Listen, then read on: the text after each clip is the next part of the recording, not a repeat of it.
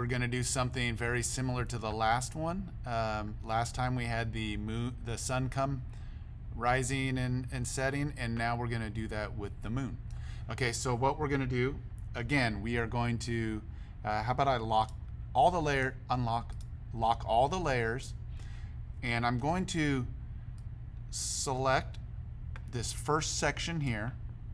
Going to control copy, control click, so that's a right click, and I'm going to copy frames, right there, copy frames, and I'm going to go and just select a giant area here, and then right click and say paste frames, and you'll notice the keyframes here. That's a good thing, and it's actually interesting to me that it allows you to copy frames even though they're locked, but that's what it does.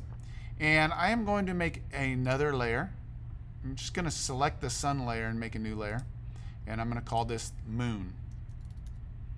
Now, we probably could have utilized the sun layer if we wanted to, but I just decided I'm going to go ahead and go with this format. So I'm going to go control right click. We're going to say insert blank keyframe. By the way, if you start getting a lot of layers, you can extend the timeline like this so you could see more layers as you create them. So okay, so let's go get our moon. So in this shared folder I created for you, I created a moon, so you're going to go ahead and download that. Okay, so now that's in my downloads folder.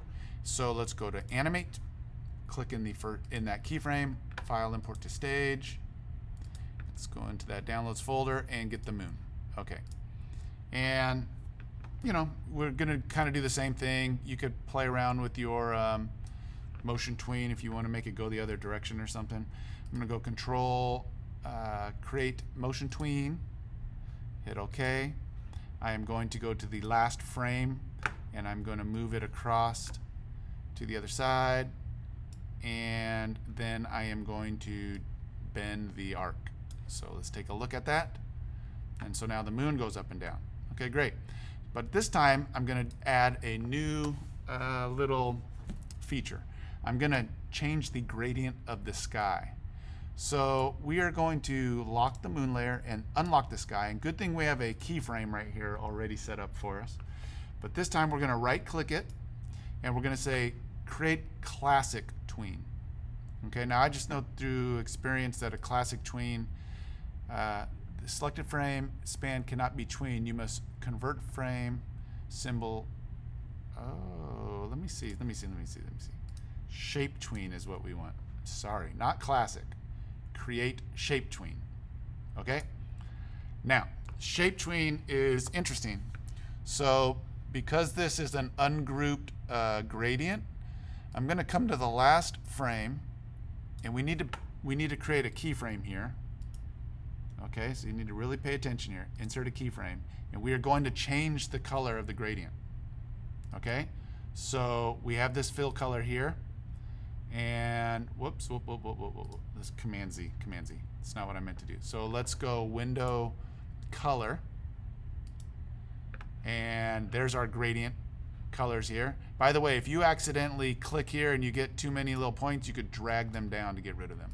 Okay, so we're going to change this white to say, we're going to make this like dark blue, and then we're going to make this top, this is the top part of the color, I know, to black.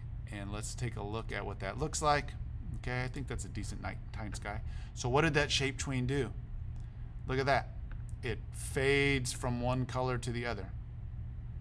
Okay, so as the moon goes up and moon goes down, our sky is now that color, which is pretty neat. So let's just take a look.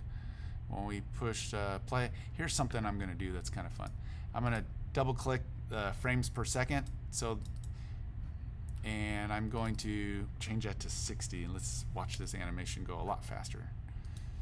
Okay, so he's walking, the sun goes up, sun goes down, now here comes the moon, and the sky is changing color.